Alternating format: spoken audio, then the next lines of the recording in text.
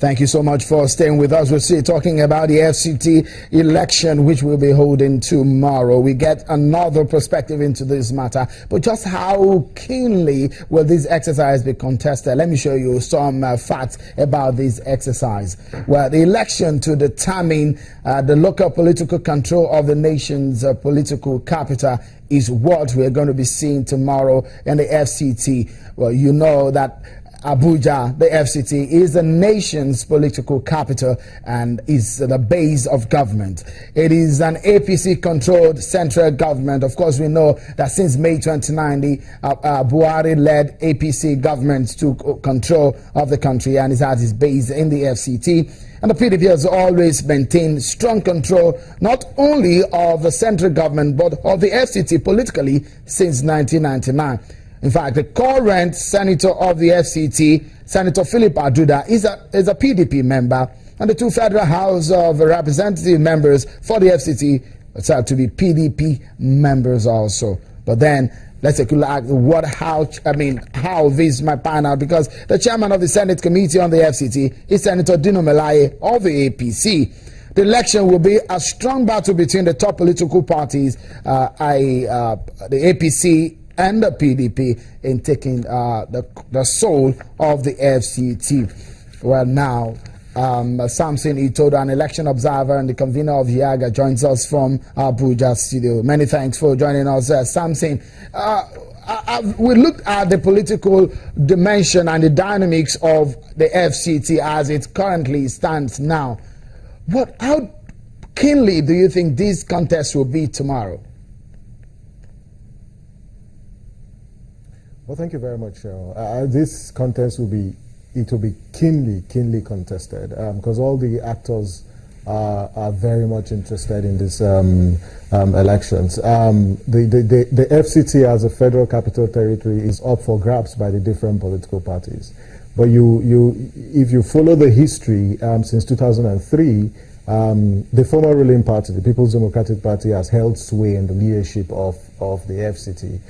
Although in 2013, one of the local governments, and that's Gwagwalada, was the only local government that didn't have a ruling party candidate actually ruling the state. And so it's going to be keenly contested from different angles. If you look at the different the municipal area councils, you do have a lot of factionalization and internal wranglings within the parties. The APC, even for instance, in Gwagwalada, for instance, before now, the honorable who's representing Gwagwalada, Kuje Kwali federal constituency was not part of the flag of campaign of the candidate of the APC who was involved during their political campaigns. And one of the excuses that he gave was the fact that the party itself didn't forward any official invitation to him, and that's why he didn't show up.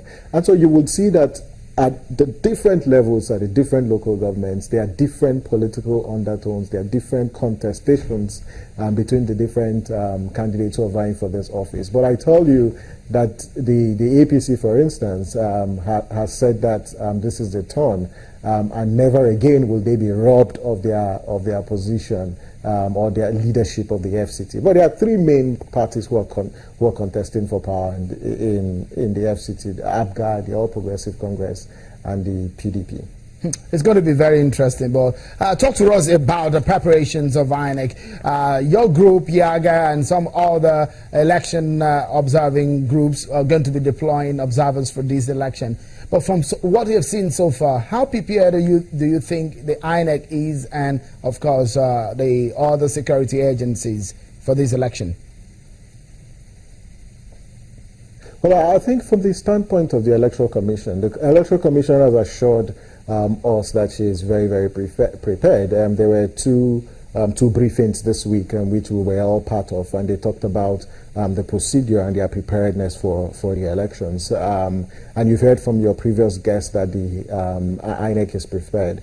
We'll keep our fingers crossed and we give them the benefit of doubt. But one of the things that the Electoral Commission must direct its mind to first is the issue of the card readers. although it is clearly stated that no one will be disenfranchised. But there has to be some level of supervision, and I'm also excited with the preparations for supervision. And you have two national commissioners who will be supervising the supervisors who will also be on the field, and that to a large extent will ensure compliance with the electoral rules and guidelines. And then the question about the results collation. We do hope that what happened in Rivers will not repeat itself in the FCT with respect to results collation.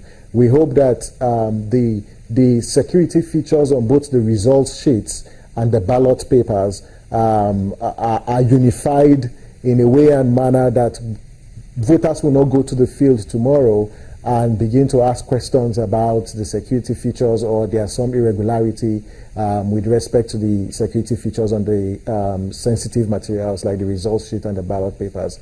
At one point also needs to be made that in the build-up to this election, INEC created what you call voting point settlements. There are settlements that were created before now, and INEC had to, in its drive to ensure inclusivity in the electoral process, created about 246 polling, what you call voting point settlements. We hope that these voting point settlements will be, the elections in these points will be managed well enough, as well as the result collation center, even though they all carry the characteristics of a particular polling unit. And so we expect a good outing tomorrow.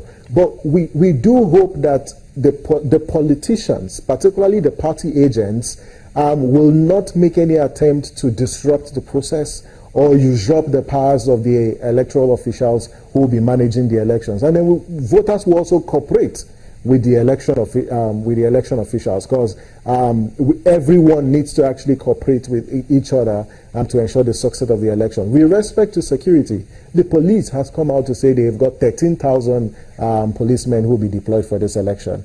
If you do a total of the number of polling units, which stands at 562, plus the number of voting points, which is about 2,200 and something, and the 200 voting point settlements, we will have about 3,015 voting points tomorrow.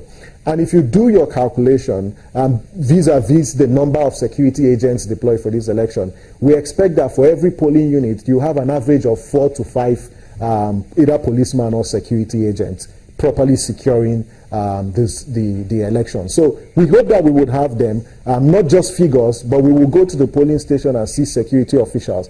And not just at the polling station, but also ensure the security of the electoral officials and the materials. Because oftentimes what we have seen over the years, or in the recent election, is the fact that security agents are not available when needed to deploy election officials and materials from the racks to the polling stations. We do hope that this will not reoccur tomorrow, and we're very optimistic that the election will be very, very successful. Thank you so much, Samson. Unfortunately, we'll not be able to touch on the Rivers issue, of course, some of the controversies generating from that. Samson Todo, the national convener of GIAGA, a lawyer and election observer. We keep tabs on that election and watch Channel Television, because every hour tomorrow we'll be giving you update live from the nation's capital. Well, that's how far we can go on the program.